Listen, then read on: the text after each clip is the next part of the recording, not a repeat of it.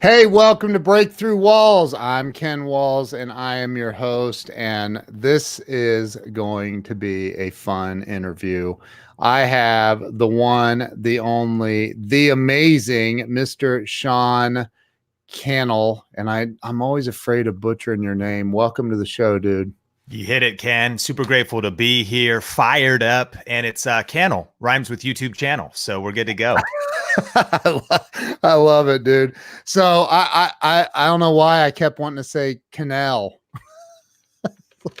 And that's what most people say. In fact, really? Yeah. Growing up, I played football, not well, but I played football in junior year in high school.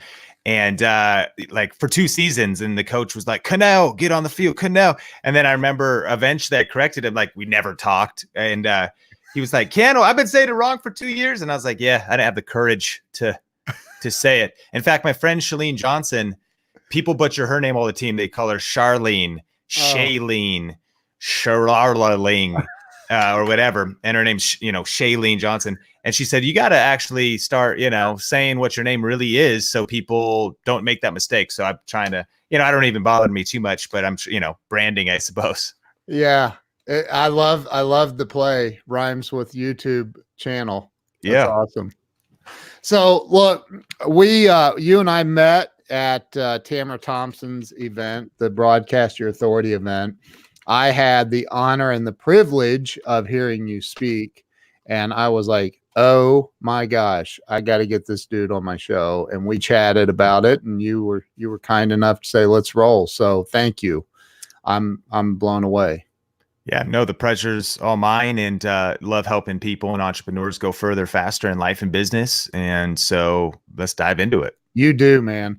So before we get too far, I want to plug your book, YouTube Secrets. Amazing book. I mean, amazing book. I'm about halfway through this book, and it's incredible. So, but we're not going to go too far down that road yet. I want to start with where you were born and raised.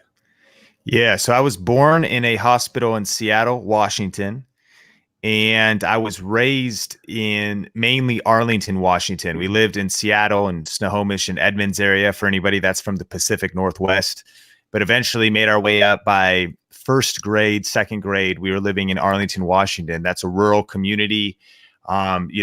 Future Farmers of America was like a big part of the high school football, country music, Carhartts, and we lived on 6 acres. And so grew up kind of with a lot of animals, grew up with, quads. My dad's in telecommunications. And so we had a big shop and a big garage. So definitely worked with him on Jeeps and, all terrain vehicle type thing. And that was where the majority of my childhood was spent, was Arlington, Washington, and then Marysville, all the way up until we moved to Las Vegas just over really the last 10 years. So, wow. Yeah. Yep. So you're a farm boy. That's right. Dude, I have said, like, I grew up in farm country too, in Ohio. And I've always said, like, I think that kids, before they go to college, they should go spend 2 years baling hay. Yeah. So they learn how to work. I mean, that's, what's funny is we're living through an era of so much opportunity right now with social media and the ability to use Facebook Live and StreamYard and YouTube and all this kind of stuff. But people also just want everything to come so easy right now. And so there is no question, when I think about even the success I've had in business, but even just life, marriage, it's been the grit that my parents taught me. My mom, Susan, she's remarried to my stepdad, Phil Escalin. She would always teach me, do the hard thing first. And I remember I said, when I was going to turn 16, I did have the blessing of getting an older Mazda MX-6 as my first car, but I wanted to put a system in it. I wanted to have the subwoofers and the sound system. And they're like, how about you work and then buy one. So I cut grass for the neighbors. And I'm talking, when I say cut grass, this is not some like just push lawnmower. I'm talking tractor mower deck, like raise, and as well as like riding lawnmowers and just doing like real work. And when I think about what that taught me and the work ethic that developed in me, now when I think about, I'm like, in our company, people are like, you work so hard. I'm like, I sit at my computer and push social media. And I'm not to minimize that like marketing and email, but I'm like, dude, you don't even, you're being, these Gen Z, I sound like that guy now. These Zoomers. Yeah, right. But man, that work ethic was huge. And just knowing what it was to get to see my dad, Phil Eskelin, who provided for our family and hustled hard. And never, he was kind of a no days off type of a guy. And whether he was sick, whether he's just one of those guys where you just suck it up, and he'd drive down to Redondo Beach to do cable cutovers, working with Facebook and Google and cell sites. And he actually, during Hurricane Katrina, went into the hurricanes, like towards them. And I remember he had all these photos where he was driving over this overpass, and you could see like the actual hurricane, and there was flooding because he was out there to do disaster recovery. And so it was also like a real dangerous area. He had to be armed because there was people looting and all kinds of stuff. That's my dad, Phil Eskelin, my stepdad, and some of my roots. I've never talked about any of that stuff anywhere before. So that's kind of interesting. Wow. That's pretty cool though. I mean, that's what I'm not cutting on the current generation. So please don't send me hate mail, and don't send Sean hate mail, but like it's different. Like if you go work on a farm and you like, I worked for this farmer once, and he's like, he comes storming in the office. I was a sales manager, and I'm like, for this other business he had. And he's like, it's getting ready to rain. I need you to come with us out to the field. And I'm like, for what? Like, I'm like, well, I'm wearing shorts, getting ready to go swimming in a t-shirt. And I went out and baled hay in that. And let me tell you something. That is not how you should be baling hay. Number one. Yeah. Because that stuff gets stuck in places you don't want it. There you go. Yeah. Right. So it's a totally different, it's a completely different level of work that people just don't understand today. Yeah. And I don't even know. I don't think it's even just the generation. There's like lazy people in every generation, and it makes me think of that Dumb and Dumber clip where like Lloyd comes back with Harry. Is like, there's no jobs. He's like, we can't find jobs. And he's like, yeah, unless you want to work 40 hours a week, right. And it's hilarious, but that's literally how it feels these days, man. People just like, I feel when I work 40 hours a week, I feel like I'm on vacation. Right. You know how much time you got when you work 40 hours a week? I mean, I know people, they got different things to do, but it's like, some people got to commute like 2-3 hours a day. That's one thing why in business, I was so passionate about working from home. Time is so valuable. Like if you're commuting 1, 2, 3 hours, respect for those who have to put it in to go do that. Coming from Seattle, that's what Sonia's dad, Brad, does. He gets up, he has to hit the road before 4:45 to get to downtown Seattle just to beat over an hour. So, but I just think about it, it's like, man, and it's just one of those kind of lost things that if you really want to get ahead, Thomas Edison, the classic inventor, says success is missed by most people because it's dressed in overalls and it looks like work. And you need strategy. You got to work smart. But one of the ways to just win is to just outwork the competition. That's just be willing to work harder, go longer, stay in it, stay grinding, and stay focused. And you need balance, you need rest. But I mean, I'm the ultimate sleep. And I'm not talking about burn the candle both hours. I'm obsessed with 8 hours of sleep. That's just health, mental clarity. But you can put a lot of work out. And I know this isn't even the main topic, but it's also not even the amount of hours you work. It's the amount of work you put in the hours. Amen. And that's what my mom used to, I remember when I'd be sweeping, I'd be like sweeping, and she would like come in and grab it. She's like, what are you doing? Like, that's not how you, and she'd be like, look, you can finish this room in 10 seconds. Right. You're making this, you could do like 30-minute version of vacuuming this room. Right. And I was so glad that they were raising that standard. Like, pick up the pace, man, hustle a little bit, put in the work. And when you do, man, it builds your confidence. It builds, when you're productive, there's nothing more motivational than progress. Yep. there's those types of things. And so anyways, so grateful for my parents and their example. And but it felt like punishment back then. It sure did. No, and at the you time were an abused child. Fess up. I know. I did. I thought my friends were, I was like, why is he getting to play video games 9 hours a day? Like, why are they able to go? And so, right. And I look back, and at the time, like, it's actually, that's like, there's a quote in the Bible that says, like, no discipline is good in the moment. Yeah. But it's when you look back and you think, oh man, that discipline and those boundaries and that standard that I got, now I look at what that did. And then you see that was my parents truly love me, because they see how that propelled me to where I am now, where my friends that were playing video games 9 hours a day, unless they became video game programmers and video game YouTubers and making a living off of that. Yeah, right. That wasn't the foundation for future success. No. And again, like, yeah. We could go on about that, but yes, I think that and I do that with I have a 9-year-old daughter and I have a 14-year-old daughter, and they want something. I'm like, yes, after you earn it. Well, what's that mean? Vacuum the house. Here, run the vacuum. Here it is. This is how it works. And I'll never forget when I showed my 9-year-old how the vacuum cleaner worked. She was angry. I'm like, what in the world have I done to you? So, like, it's so important. I agree. So you grew up and by the way, the Pacific, I lived in Seattle for a year. It's honestly, it's the most beautiful area in the US. I think it's incredible. It's beautiful. But so you grew up there, and then you ended up, that's where you went to high school. Did you go to college? Yeah. So I went to Arlington High School my freshman year. And then when I turned 16, my parents had built their business to a place of some financial stability. And they also wanted me to be around some better friends and influences. So, and I got my license right when I turned 16. So then they sent me to a private school called King's in Shoreline, Washington. And I actually commuted for about an hour every day to school as a 16-year-old sophomore. And sometimes I would drive with Lisa Polson so we could take the carpool lane. But if that didn't work out, then I would drive the one way down to Shoreline, go to the school. Now, of course, you would think like, oh, we're going to send, him to a private Christian school. Amazing school, by the way. But that doesn't necessarily mean that you're not going to get into trouble. Right. So much so that I actually got expelled right before my senior year from King's. Wow. For just wild living, man, just partying. And I was a terrible person. I mean, I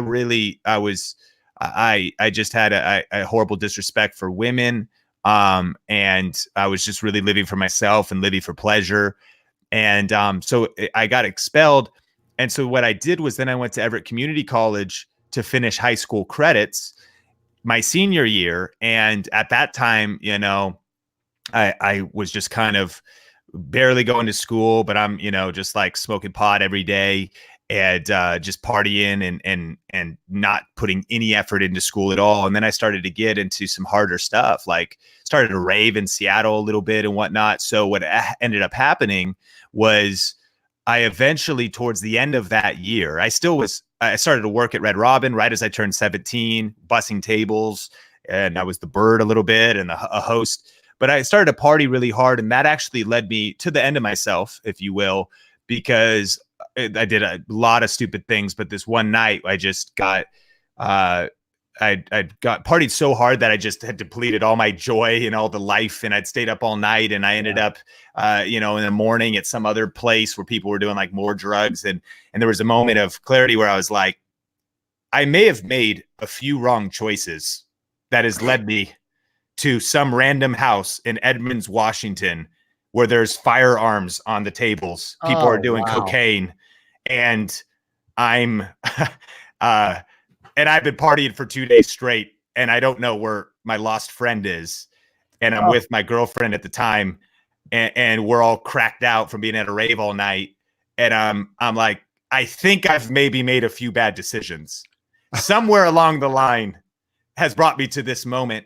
And it was from there, that actually day, I had to go double at Red Robin. I'd been up like 24 hours straight. I took more drugs so I could just actually finish a day of work. I was all like yellow. My eyes looked jaundiced. Got through that day and I woke up. This is all the story of how I ended up at college. Was I didn't even want to go to college. I didn't have vision for my life. I didn't have vision for a future. I didn't have vision for entrepreneurship. I didn't have passion for anything. I know some people, I want to be this when I grow up. I had nothing. I mean, I guess I wanted to be a rapper my junior year in high school. And I thought that could have been my career path, but the Eminem era, but right. I had no chance. And so eventually after all this, I really got depressed and I went into like a few days of depression.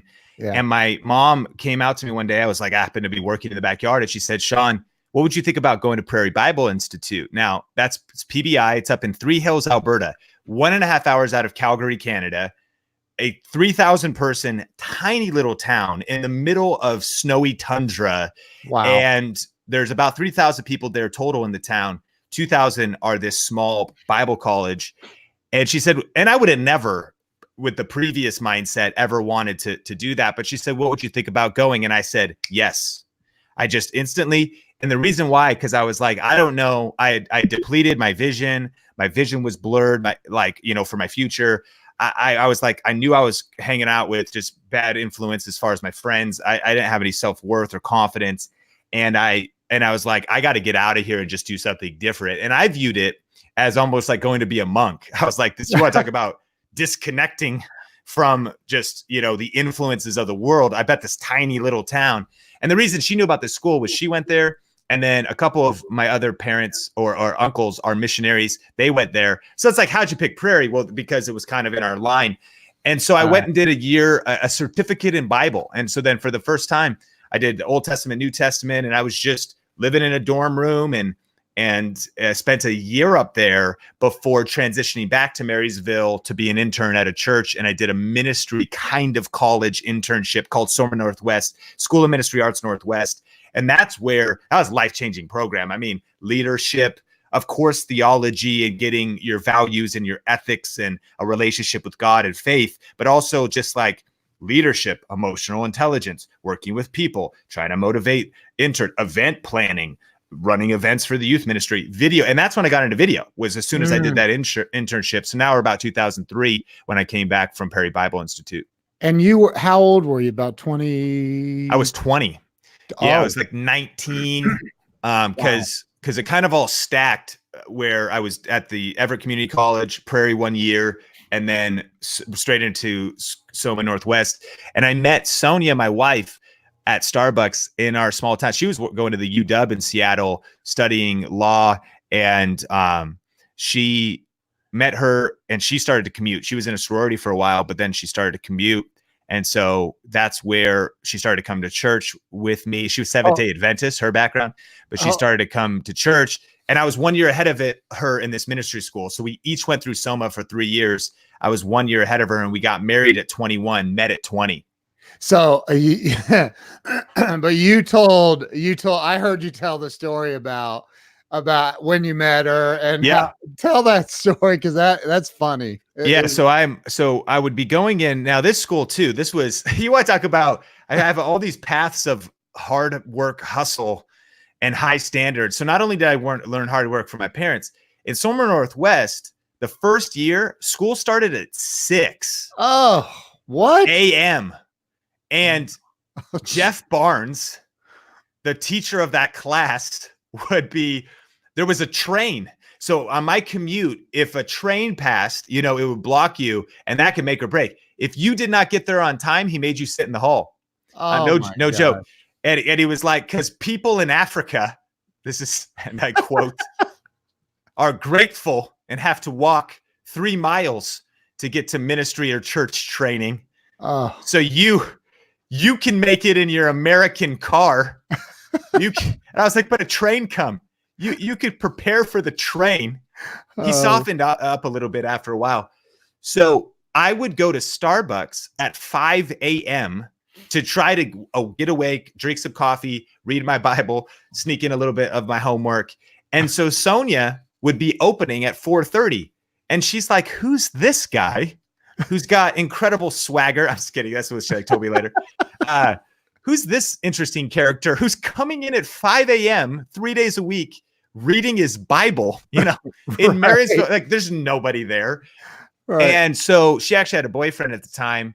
And I, definitely acknowledged her allure, but was respected that. Plus, I was also in this like really hardcore ministry mentality where it's like, it's me and Jesus, man. Like, I don't, no time for, but nevertheless, I'm also, but like, oh, my heart is pulled towards her. I just feel so torn. And so eventually they break up. So now I start making my moves. I don't have the confidence to like just ask her out. This is kind of a tangent, but it's funny too. We are part of this thing called the CCAD, the countercultural approach to dating. This thing had good intentions, but was one of the most toxic. Like, if church takes religion too far, conservative, about like, you can't, when it comes to dating, you can't actually like say you're dating. Don't declare intent. Sure, meet in groups. And some of these principles are good, but again, it was taken to the extreme. And there's actually a verse in Ecclesiastes that says the man who fears God avoids all extremes. I think a lot of people could pay attention to that one just because we sometimes just take things, it's good in principle, but you took it too far. So I didn't know how to, I was like, I can't date her. I can't really tell her I like her. I can't declare intent.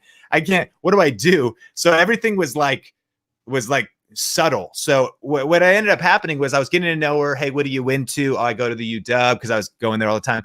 And I also started to go there all the time. So I'd go there before school and then after. She's like, you're back. I'm like, yeah, more coffee. That's when my coffee addiction started, right? And so, I found out she was into running.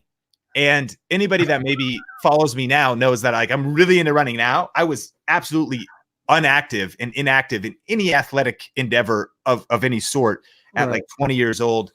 And so I found out she's into running though. So I got an idea and I thought, what if I go and buy some running clothes, God is my witness, and I dress up in those running clothes and go into Starbucks. I'm just showing up. Yeah, just here.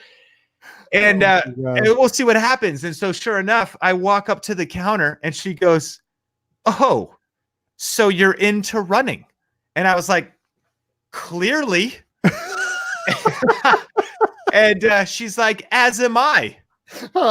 Maybe we could go run together someday. I was like, sounds like a good idea. I'm like, yes, Oh, and then what ended up happening was it wasn't like just that quick, but a little while later, I think I was like, hey, like I was thinking about going to run at the Arlington airport. You like want to join me? And so that was like kind of our first date. Mind you, I could only actually jog for about 5 minutes, but she was into me too. In hindsight, I found out. So then we just walked and we ended up walking like the whole Arlington airport, just kind of getting to know each other and talking. And that was kind of the beginnings of now we just celebrated 14 years of marriage. Wow. Congratulations, dude. And I met your wife. She's amazing. She's beautiful. You guys, wow. So I won't repeat what you said on stage in San Diego about why you got married, but I'll say it. We wanted to have sex, and when you're in, I know it's like, it's a whole different era now. But back then, we were in this hardcore kind of culture. So that's why all of our friends are getting married at like 19, 20, 21, because, we're trying to, yeah. So, that's awesome. So, that, I think that was the moment I'm like, this dude's got to be on my show. Wow. So here you are at 20 years old, 21, and you're married. Yeah. Married at 21, working a couple jobs, working at Red Robin, volunteering at the church as an intern, doing video. Doing video. Explain that. When you say doing, because I can grab my iPhone and do video. What do you mean by that?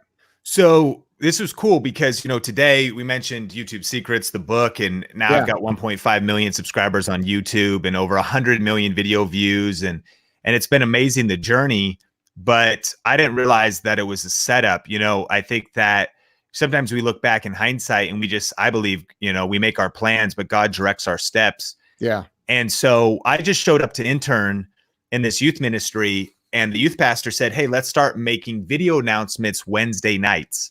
And just to do something cool and innovative. And this was pretty crazy at 2003, especially in a church. And so every week it was my responsibility to do video announcements. So I would just he would kind of like, we were influenced by skate videos and snowboard videos. And we looked at what maybe like almost like Man on the Street, Evening Magazine, whatever. And so I'd have like a little mic with a cord in it. and a Canon HV 30 camcorder, which had mini DV tapes. And every week I would just get these video announcements done. And man, I would shoot like an hour of footage, and then you'd have to capture it with a Firewire cable minute for minute, no SD card. So it'd take an hour to capture it. Then I would chop it all up and I would capture it back. So I'd send the final video back to the mini DV tape. Right. Then we put it in a VHS converter and put it into a VCR in the back of the church, hit play, and it would play on then the projector screen. And we'd had weekly video announcements. And here's what was so powerful about this was, again, putting in the work and consistency.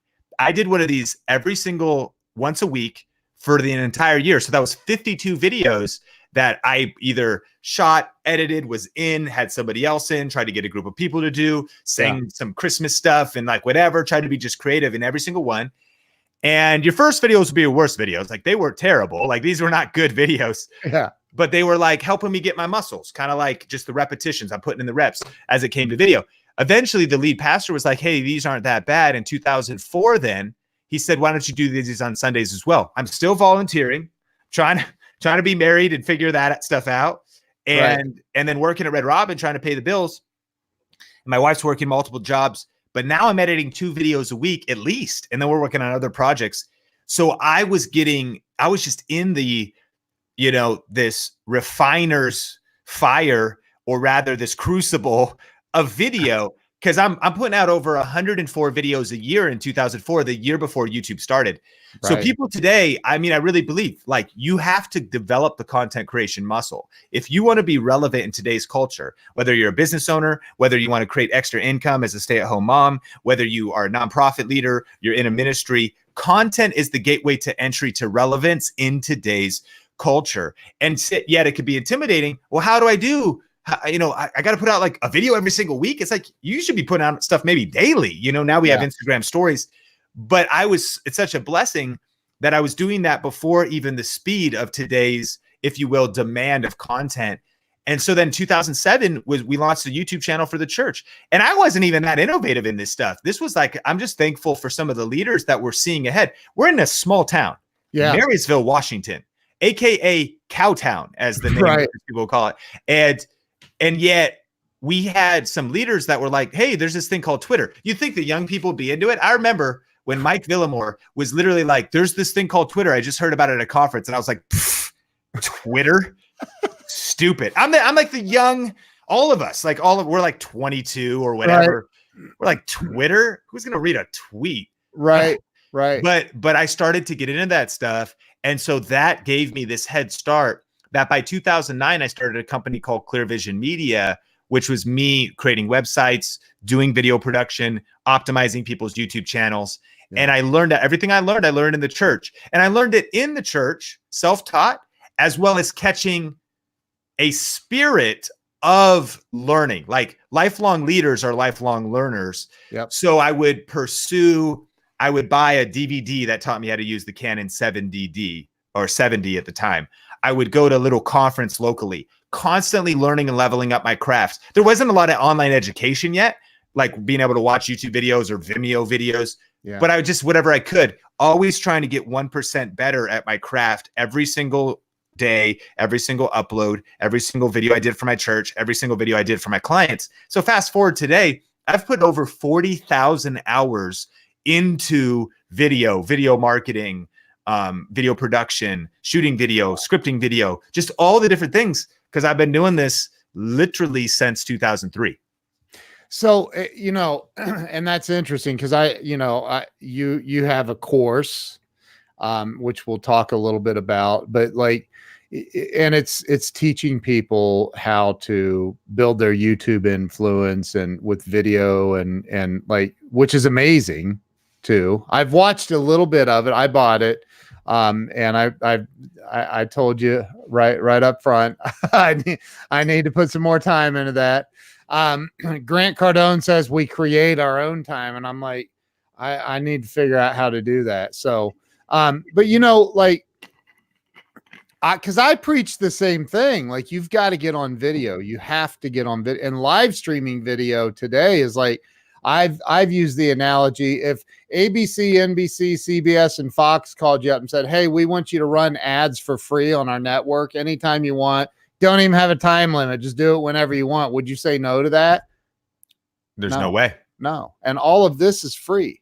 It's crazy. It's insane. So, so with what you're teaching, what you're seeing, I mean, having over 100 million views on YouTube is just, dude, that's sick. That's insane.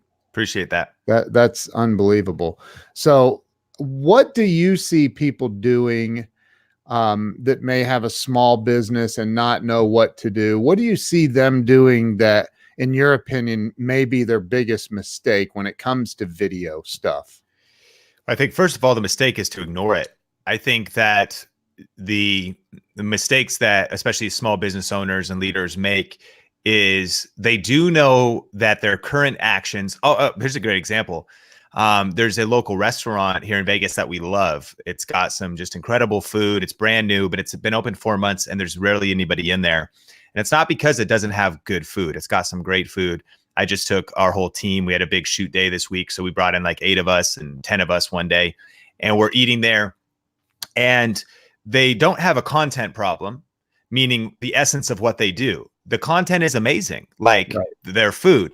What most business owners do is everybody solves a problem for somebody. They maybe, you cut hair really good. You get people's taxes, balanced, and you get the return really good. You catch extra deductions for them. Whatever it is you do, you help people get in shape. You help people save money, make money. Whatever it is you help people with, your content is great. But I've learned that content is king. Like the food's got to be good. Yeah. But marketing is queen, and she runs the household. Yeah. And so as we were in there, I started to think, and I'm talking, by the way, this is all we think about all day, but I'm talking with Omar just 2 days ago. We're sitting there and just thinking that, man, and it wasn't just video. It was, these guys got to be taking action on Instagram. They need to be getting some local food influencers in here. Like that's where they should be spending dollars. They need to be leaning into Yelp and making sure they're getting their Yelp reviews. These guys need to be getting their Google listings up and see how they're ranking. And then you get into video. These guys need to be leveraging the fact that YouTube, for example, is the second largest search engine in the world, but even for local search and helping your website have backlinks and cross-linking between your website, your blogs, YouTube videos.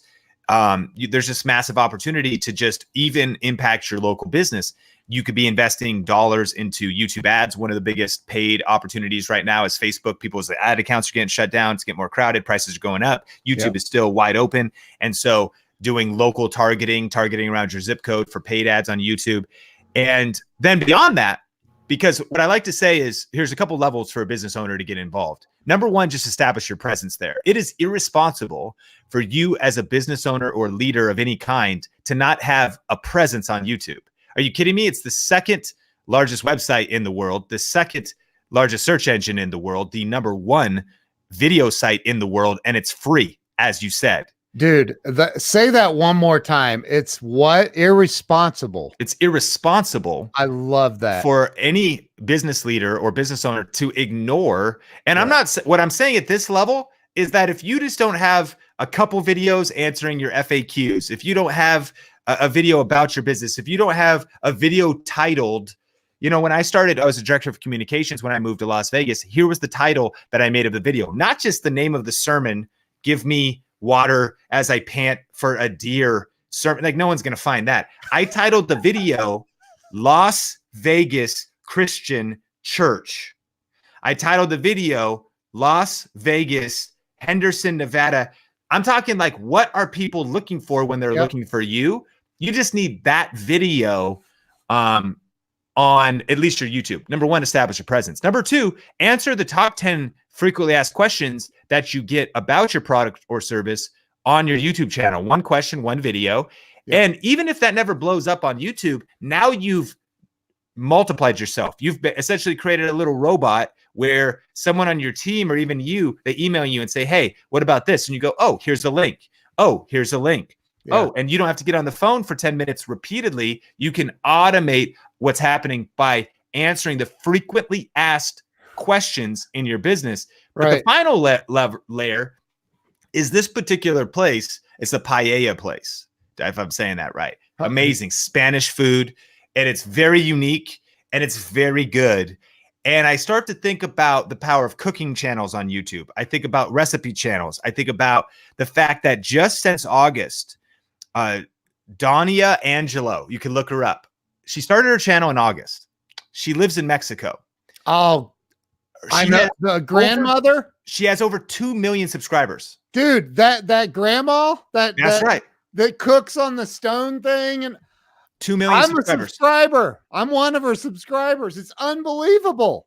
The production value is not crazy. There's no intro. There's no sound effects. It just edits through the recipe, and because people love food, man. Dude, and it's super unique. I don't speak Spanish. I can't, but I'm like mesmerized by her. You got to look her up too. If people are just learning about her, she's amazing. Right. So I'm saying, when you get into unique food, not unique food, right? Recipes, whatever, they have a chance to build a brand that's bigger than the local restaurant. Yeah. By the way, I mean, and this is not meant to, I'm probably never going to see this, but this would be like my marketing consulting with them. Like, ain't nobody coming into your restaurant right now, man. All you got is time all day. You could probably shoot a video every single day. Hey, today I just want to show you how we did and like throw it up on YouTube. What do you do? This happens all the time. Local businesses, local jewelry stores. One of my wife loves to go to like antique stores, like little shabby chic stores, little gift shops. We're about to go to Leavenworth, Washington over the holidays. We're going to be in all these Christmas stores, little, local knick-knack type stores. Yeah. You've been in these places. Yep. The person sit behind the counter for 8 hours that day, doing nothing, reading a book. Right. They could be making a YouTube video about reviewing a product, unboxing a product. People don't know this is happening, but this is why people need to get YouTube Secrets, the book, because it's a revolution. And there's ways to, this is making, it's not the amount of hours you work, it's the amount of work you put in your hours. You can do this stuff. The Mexican grandmother cooking show is someone, do you just have like your husband, your sister, your friend hold up a phone and film you as you go, hey, today we're going to be unboxing the Angel of Christmas. Let's look. Very good detail here. Wow, look. Oh, nice. You can see some glitter on there. All right. Hey, if you want to see other unboxing videos of cool Christmas knickknacks, make sure to subscribe to the channel. And if you're ever locally, and again, people are going to watch that around the world. Doesn't mean they're necessarily going to come in local like today, but you commit to doing that. And that's how you build a brand where now you're a destination. Plus, you could also do, of course, e-commerce and ship things out through the influence you build on YouTube. You could even affiliate link, because like maybe that's a crazy business owner thing. They might not want to. They'd say, you have to buy this from us and pay more and pay all this extra shipping, and we'll box it up and ship to you. Why don't you review the stuff that you're selling locally, but put it on your YouTube channel and put an Amazon affiliate link to it, which, by the way, we're going to probably make $30,000 this month on Amazon affiliate. I don't say that just to flex. I guess I kind of do, but like, but because I talk about cameras and tech on YouTube and people click the links and I get a small percentage when people make a purchase. So there's business owners, you got a whole shop full of knickknacks. You already have them there. You could review them really quick, base it on search, and then link to them as affiliates, and you just create an extra income stream. I don't think people, and I I would imagine your book talks about this, but I've talked about it for years. I've been doing video stuff since before YouTube as well. And I don't think people understand that when you go to Google and you type in a search, and then maybe halfway down the page, you might see a video. That's because Google owns YouTube, right? Right. And so people don't connect the dots sometimes. I think like, oh, if I type in, what'd you call it? An angel, the Angel of Christmas. Yeah. The Angel of Christmas review. And oh, bam, there's your video at the top. Well, if I do the same thing in Google, probably halfway down the first page, or maybe at the top of the second page, I'm going to see your YouTube video as well. I don't think people realize that. 100%. Videos are 53 times more likely to rank on the first page of Google than text posts. And Google owns YouTube. So Yeah, I mean, YouTube is a verifiable force. I'll say it again. I think it's irresponsible to ignore it unless unless you have a couple things going on in your life. Number one, you have too much money. If you're on here and you're like, you know what? I just have too much money. This is awful. I can't, Right. I can't, you know, can I pay the college more for my kids' tuition? I know you guys only want 50K a year. Can we give you 55? Like, we're just feeling like, can I, is it like I'm giving all my money away to charity and I got more than enough that if that's you, then maybe you don't need to pay attention to culture and things shifting. But if you want to be relevant in 2025 and 2030, but also in 2020, you got to see that, man, Uber came, Lyft came, and they brought massive disruption to local black car taxi companies. Yep. You got to look and see that Airbnb is bringing massive disruption and vacation rentals by owner to these industries and hotel industries, that Netflix sent Blockbuster into bankruptcy. I think that just as leaders of any kind, of people of any kind, we have to be thinking about this. And it's not because it's influence, it's reach, it's relevancy. And I think what also happens is sometimes it's hard to see the forest through the trees. We just kind of see the today, but it's like, I think that I like to judge my life not by the harvest I'm reaping, but by the seeds that I'm sowing. So when where most small business owners make a mistake too, is they start on social media and they don't see a harvest yet. So they're like, I did this for a week. They're like, I did 2 posts. I set up my Instagram account. I posted 3 times, but that's crazy because it's almost like just being like, you plant 3 seeds in your garden and 3 days later you come back, you're like, what? There's not a fully grown tree with fruit yet. You gotta be kidding. Right. And yet they know that in every other area of life, that is how life works. The same is true when you learn these new tools and leverage these new technologies. You want to plant seeds to position yourself, your business, your brand, your message now for the harvest that you're going to reap in 1 year, 2 years, and 5 years later. If you're not getting educated about YouTube right now, then you're not going to be ready to capitalize and ride the wave on maybe the next platform that comes, or maybe when you do lose your job. So that's what I also think, is sometimes we get so comfortable and we're like, well, I got a job, so I don't need to build anything on the side. I don't know. Like, life's a little more disruptive than that, I've learned. Yeah. And so it's always nice to be diversified. If you have all your eggs in one basket, what happens if something happens to that basket? Right. So I think it's always nice to be working on a side hustle, an extra stream of income. I know you know my story too, with chronic illness with my wife and different things that have come. So tomorrow's not guaranteed. What are you doing today to plan for the future, to diversify your income? What if you do get disrupted or laid off? Well, now if you've been building something on the side, or you have a little momentum, you don't have to start from scratch. Especially, again, if you get laid off today, you don't go, oh shoot, I'm going to plant these seeds so I can sell fruit. You got to wait too long. Right. So you want to be planting the seeds while things are good. Yes. To be positioning yourself for the good and the bad that is assuredly coming in all of our lives. Dude, that is so true. Like, I could ask you a gazillion. We could spend all day on here, and I know you don't have that time, neither do I, but like, you have spit some unbelievable gold nuggets. Unbelievable. Somebody asked a question on here, Pam Aubrey, which you met Pam in Vegas at the meetup. Oh, hey, Pam. Yeah. Pam's awesome. So she said, tips for beginners. So whether they're doing a live stream video like we're doing right now, I've said this many times. The very first time I went live was on Periscope, and I was nervous as a hooker in church. I was scared, right? So, you know, and everybody goes through that. I mean, you did, right? Doing your first video? Oh my gosh. Yeah, like your first videos are your worst videos. Yeah. Public speaking is one of the greatest fears that we all have as humans, period. Right. Yeah. Yeah. And so it's even crazier when we start public speaking and pushing it out to the internet. So, yeah, I mean, I think that just like anything, it's accepting the fact that you have to be willing to suck at the start.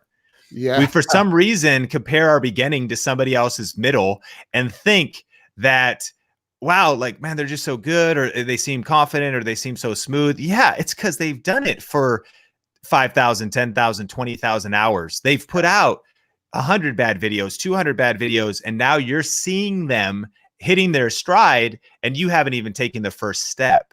Right. And so you have to just punch fear in the face, punch perfectionism in the face, and press record.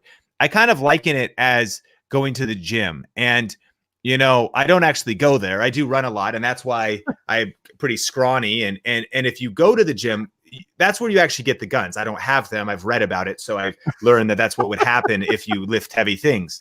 Right. But when you buy a gym membership, as everyone will do right after holiday eating and all this stuff, and they're like, right, you know, give me a couple of weeks to get crazy. And then January, I'm going to get that 24-hour fitness.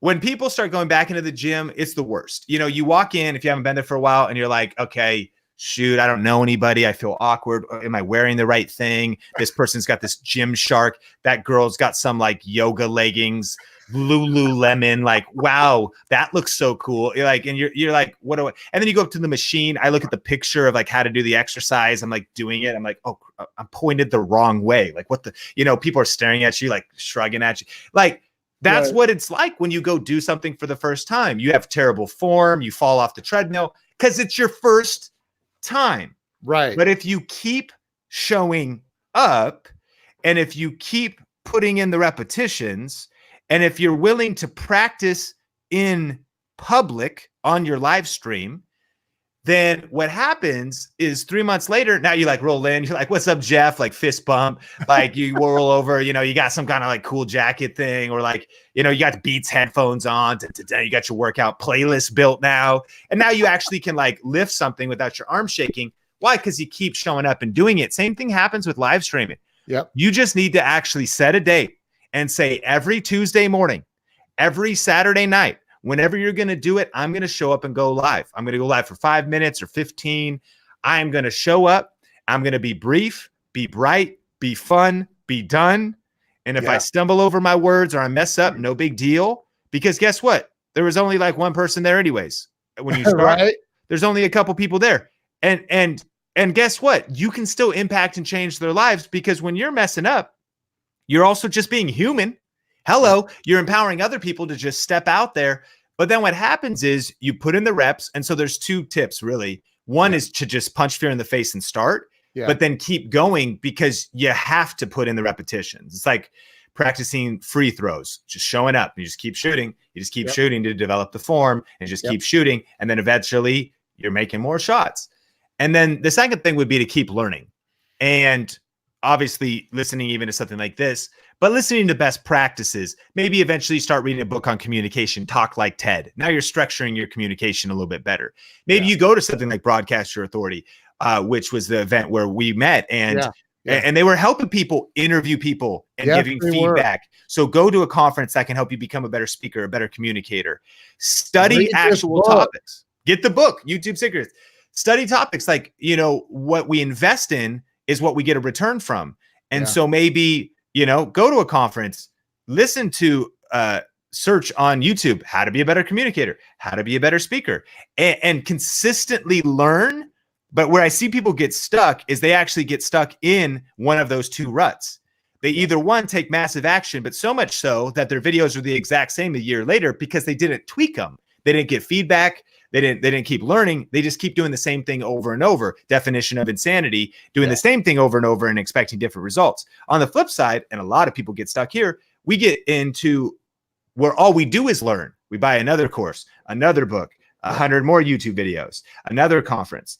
And it's not either or, it's both and. We want to be consistently learning and then putting it into play, because we learn by doing, but we get sharpened through coaching and through mentorship. Not all amateurs have coaches in athletics.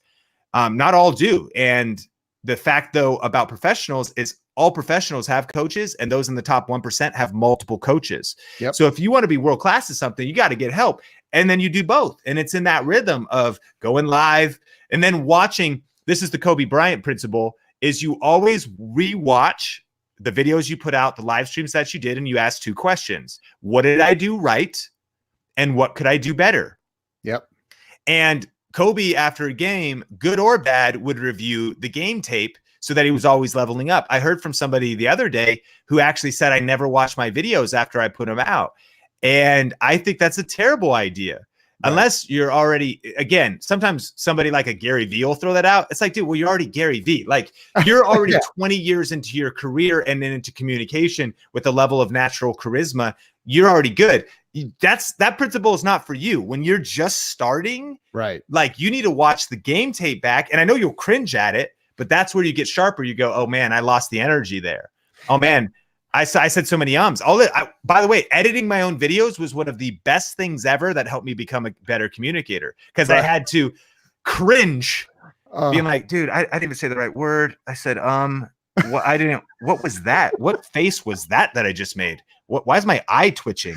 What is, but year after year, those nuances help me become the communicator that I am today. It's so true, man. And I think, to your point, people will bust out the iPhone or whatever and say, okay, I'm going to go be Gary Vee today, or I'm going to be Sean Cannell, or I'm going to go do, and it's like, no, you got, like, I think that you can take from the energy that Sean is putting out. You can take from the energy that Gary Vee has put.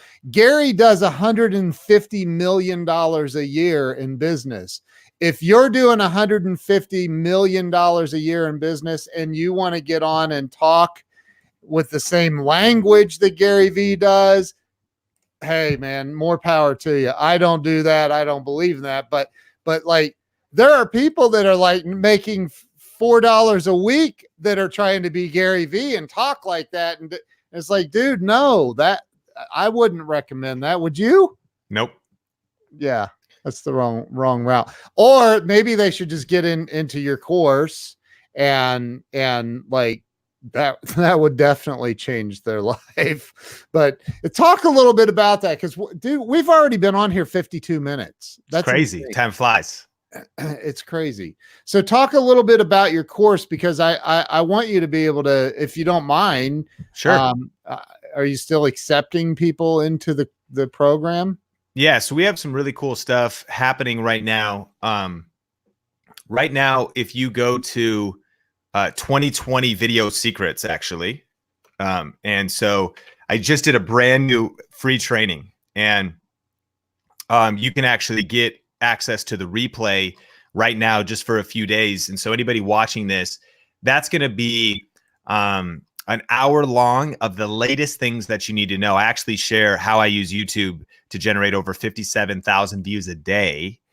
And then how I turn those views into over $100,000 of income per month without using YouTube ads, which, by the way, I use YouTube ads as well, but that's just a little extra compared to kind of the business model we built around that. So for any business leaders or anybody that wants to understand how to leverage YouTube, 2020, the number, videosecrets, plural.com.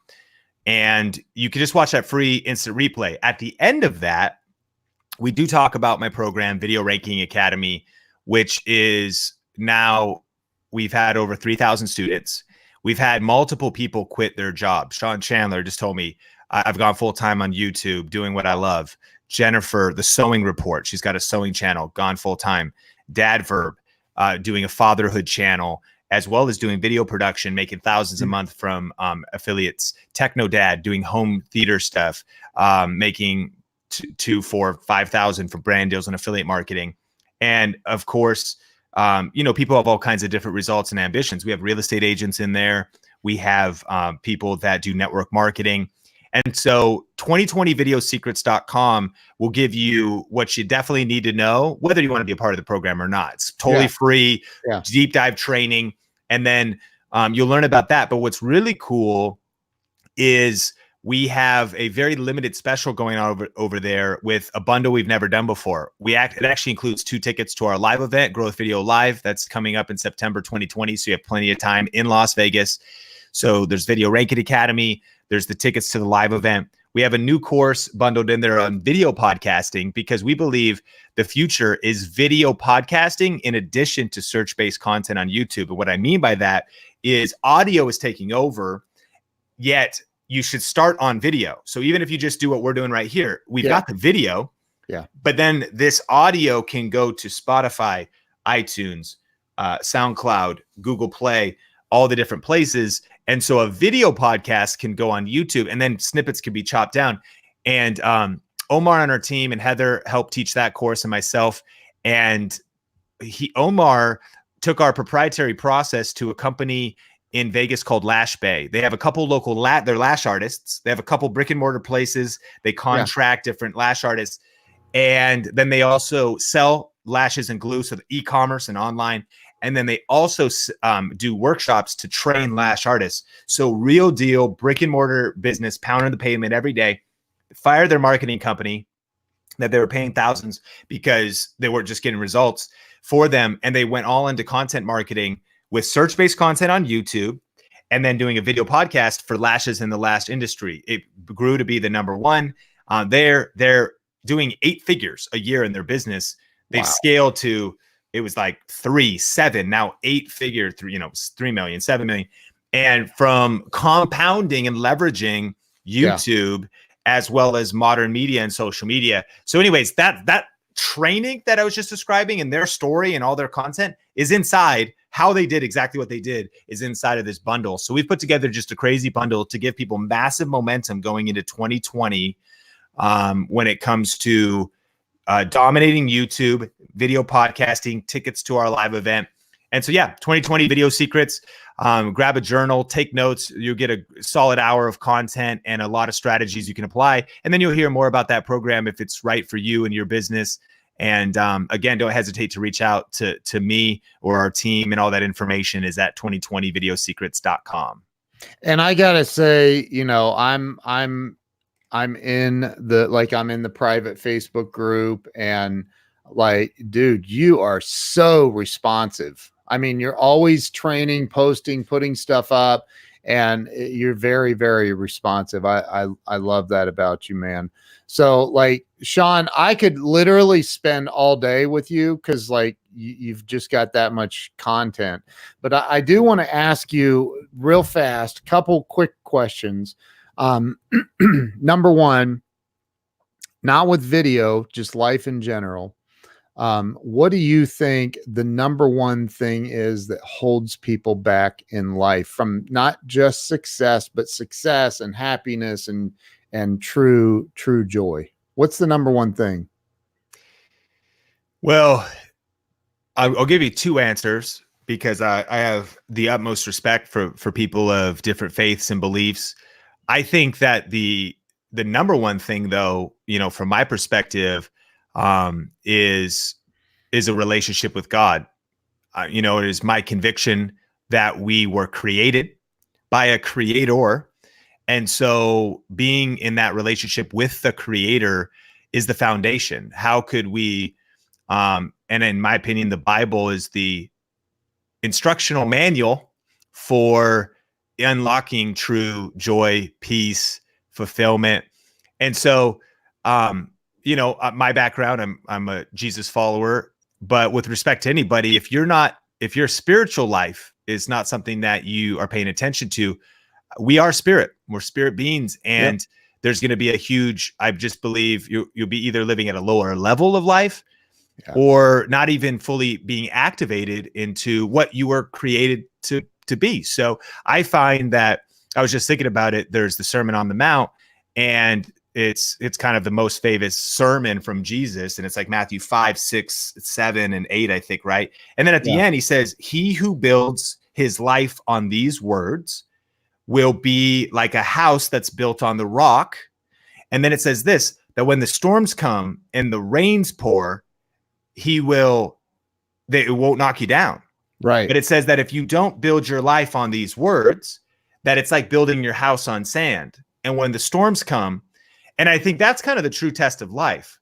It's not that we have, if you will, happiness or momentum or joy when everything's going right. Because Correct. when we're in those seasons, we're coasting off the current of the momentum of just maybe blessings around us. It happens to be a good time. The real test for any of us is when things are all going wrong. Mm-hmm. What happens when the storm comes, which it assuredly will, Right. when the rains fall, and what are you really built on? And so for me, my faith is the anchor of my soul. And that's my relationship with God is my source of peace, joy. But I want to give one other answer. And I actually think it's just simply this: it's vision. It's vision. And this is also a proverb, famous verse. It says, where there is no vision, the people perish. Yeah. And that verse goes on too, in a different translation. It says, where there is no vision, the people cast off restraint. They lose discipline. If we don't have a vision, one author said it this way: in the absence of a great vision, pettiness prevails. So if we're not living for something bigger than ourselves, if we're not living for something outside of ourselves, if we don't have a picture, vision is a picture of the preferred future. Vision is like a preview of coming attractions. We need to capture a vision for our family, a vision for our business, a vision for our physical health, a vision for how we want to feel, a vision for what we want our calendar to be filled with, for who we want in our life, with what we want to be doing, how we want to be doing it. Vision is a source of energy, a source of momentum. And I think that where a lot of people, based on your question, get stuck or where they settle is they lose vision. Yeah. So that you cast off. It's like, what do you got to do tomorrow? Nothing. What do you want to do then? Eat Cheetos and just sit around.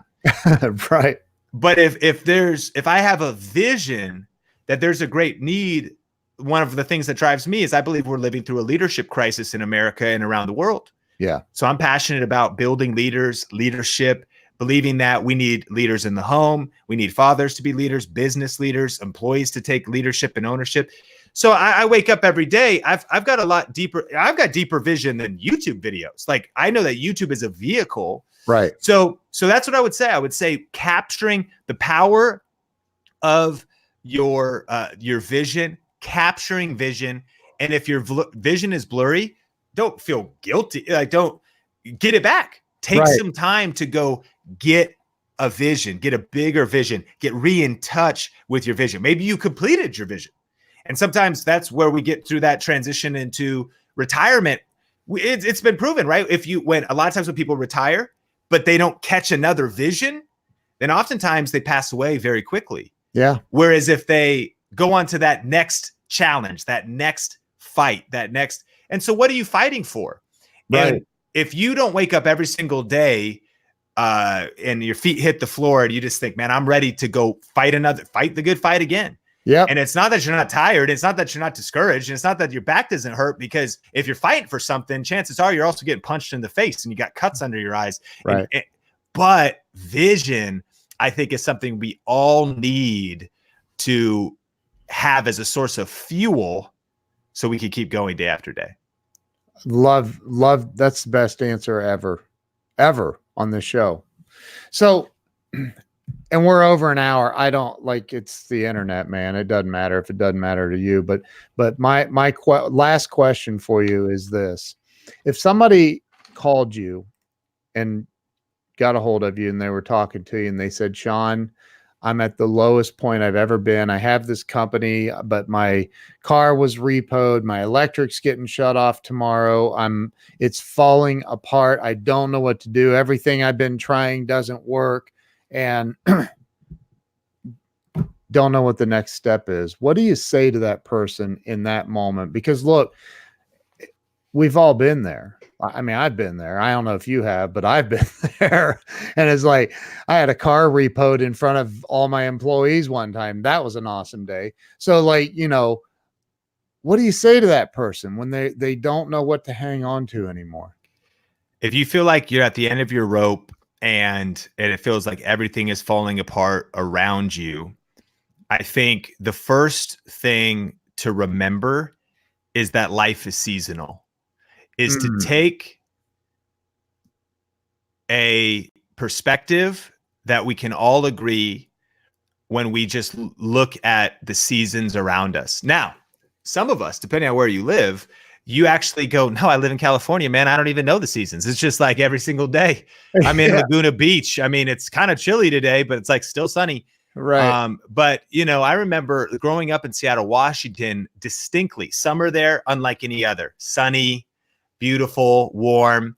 And then fall hits, starts getting real cold, but the leaves turn and there's lots of trees. You know, some of it, I live in the desert now, so it's also, you see less distinction. Washington, you see it, colors change. Yeah. Then winter hits and it's ice, it's freezing and it's cold. Yeah. But the promise of winter is the promise of spring. Yep. And that there's going to be new life and new growth. If you're in the lowest point in your life, just remember life is seasonal. That it sucks right now. It's overwhelming right now, but don't quit and don't stop, because even if you just wait this out, even if you just hold on, winter will pass and spring will come. And so trust the process and trust that you just got to keep putting one foot in front of the other. And then the second piece, and you know, this comes out of, by the way, I didn't really tell the story, but just briefly, you know, the hardest season of my life was I got married at 21 in 2005. 2 years into being married, my wife went on a trip to the Philippines and got really sick. She came home and started throwing up 10 to 15 times a day. We didn't know what was going on. And doctors were saying, stop being anorexic, stop being bulimic. And she's like, no, something is wrong. I want to eat. The food doesn't stay down. She dropped down to 82 pounds and needed to get a feeding tube. They first put it in her nose, and then they put it jejunum in through her side into her stomach. Well, they placed it wrong. And so the first night that we started the feeding, as we're putting this liquid through a tube, through this machine and all these boxes, and we turn on that food and it starts to go into her, but doesn't go to her stomach. It starts to fill up her body cavity. Oh, my well, that'll kill you quick. Yeah. That'll cause your heart to stop. If you feel, it'll cause your lungs to. And so she doesn't know. She goes, I'm in all this pain. I don't know what's happening. And so we turn it off, and I throw her in our Honda Civic, and I rush to the nearest hospital, and we rush into the ER, and they rushed her in to get her stable, and they put her in an ambulance, and I ride with her down to Seattle, Washington, to Virginia Mason Hospital, where I was by her side for 6 days in the hospital, where they were cleaning her out and then stitching her back up, and where she was recovering from all this. And eventually we found out that she had gastroparesis. That's why she was throwing up so much. But on top of that, this was also in a season where we had bought 2 homes, the house we were living in, renting it with another family because it was an investment for our future. And we had another home that was an investment property, but the tenants lost their job. And because my wife's health was under attack, we're losing money, we're losing jobs. And the church I was working at, some of the senior leaders stole some money. And so the church had just gone on this massive growth curve. 1,600 people we had attend church in a small town on Easter. And then all this stuff started to happen with the leaders stealing money and abuses in power and weird kind of things that began to happen, cultish things that began to happen. And so we get so disillusioned by this, and the church shrinks to 200 people. Wow. And so this is all happening at one time. Oh my gosh, dude, I didn't know. I heard your wife's story about her being, ill, but I didn't. Jiminy Christmas. It was all at once. And now 2009, I find myself, this had all happened. We're losing our homes. Our church is, falling apart, mistrust. And who could we trust as far as leaders, and, trying to hang on to our faith. And then my wife's in the hospital, and it's this very question, like, what do you do? Thinking about the medical bills that are piling up. Right. And we think about, what are you going to do? You got to just keep going. You have to remember that life is seasonal. And you say, this season sucks. Like, I don't know if this season could get worse, but we just got to hang on. We just got to hang on to each other and keep fighting for our marriage, and keep fighting for our faith, and keep fighting for our future, and keep fighting for our family. And thank God we've got some friends around us. So we're going to keep learning. That was our number one commitment. But the second commitment was, or to keep going, the second commitment was to keep learning. And that was that, okay, we're going to read books on getting through this health challenge. This, for me, was keep learning. I got to find ways to make money. I was challenged in that hospital room when I was by my wife's side. Man, I got to level up as a leader, as a provider. And I need to figure out See, one time we could be under the weight of the bills, or we could rise up and realize that we have the power to go pay the bills. Yeah. All I need is an idea. All Yep. I need is a hustle. All I need is a hustle. All I need is maybe a promotion or a change. What's that thing? Like we could say, and I get it. I'm empathetic. Like, shoot, I got $5,000 medical bills or $50,000. I got to do my car payment. And that's the current problem. Guess what? God has given you power to produce wealth. Go make 50, go make 500, go make $1 million. And it might sound easy to say, but I mean it, and harder to do. Like that when happens when you're under the weight, all of that is that we're not creative. We then start going into bad habits. We then start just sitting around and moping all day as opposed to getting up and continuing to fight. Yep. So keep learning, keep going. And then the final piece of advice would be get around the right people. I think that, it's funny. You look at the Bible, the book of Job, and basically the whole Bible is Job being around his friends who just give him a whole bunch of bad advice for like 20 chapters. Right. And they're just like, Job goes through all this hell in his life. And his friends are like, you probably deserved it. Like, I don't know. Like God's probably mad at you for some reason. And we eventually learn that none of that's true. So I'm saying that when you are going through hell, you need to audit your circle. And this is true at any point in your life, but you want to make sure that you've got people around you that are going to be encouraging you, lifting you up, come on, praying for you, standing with you, and actually encouraging you that, come on, no, you can fight another day. Come on. I know that the bills are heavy right now, but look, you could get that promotion. Keep showing up early. Keep doing your best work. Keep looking for work on that side hustle. Work on that dream that you've got. Study that, how to make some money online. Look at ways of producing extra forms of income. It's moving from offense or moving from defense to offense. And the disposition we could get in when we're in the lowest place, and we just start playing defense. We just start trying to like, shoot, I've almost lost everything. I'm going to try to protect what I have left. I'm going to try to just bar the windows, board the doors, and get into a defensive stance. Look, you're not going to get out of the lowest point in your life by playing defense. Yep. You're going to get out by going on the offense. That maybe your spouse right now, they're cold to you because of some stuff that's happened and you deserve it. Well, you're not going to just fix that by you have your defenses up and she has her defenses up or he has his defenses up. No, you're going to fix that by taking the first step and apologizing, by going the extra mile and encouraging, by choosing to say, no matter how long it takes, I'm going to keep speaking words of life and playing offense in business, in life, in your faith, in whatever area. That's how you press through. Keep going, keep learning, stay on the offense, get around the right people, and seasons change and a better one is coming. Wow. Like, dude, I have chills. I have chills. I don't even know. You got me going. These questions are deep, man. I mean, it's not the typical podcast I do or whatever, but I know this, but this is great, man. I'm sorry if I've gone too deep here, but I love how deep of a person you are spiritually. And I was telling my wife, I'm like, wait till you like this guy. He's on a different level, like you are. Like, and I'm not talking about just being able to get on a video and talk and be funny. That you are good at that, but you're on a different level spiritually, man. And that's one of the things that I loved about you. So, wow. And you forgot to mention, grab your phone and do a review video or something. Like, hey, no, I appreciate that, and your words are super kind and. Just super grateful, that we met at Broadcaster Authority and grateful for what you're doing and, your foundation in ethics and integrity and reputation in this industry. Super grateful for you and Pump Work Connected and thankful for everybody that also joined us. It's cool to see Pamela and Janine and Luke and Scott. Really appreciate all of you guys and just humbled for the chance to get to hang out and share some of my story. My wife, my wife, Look, she just said that. Can you say it? That's Jill.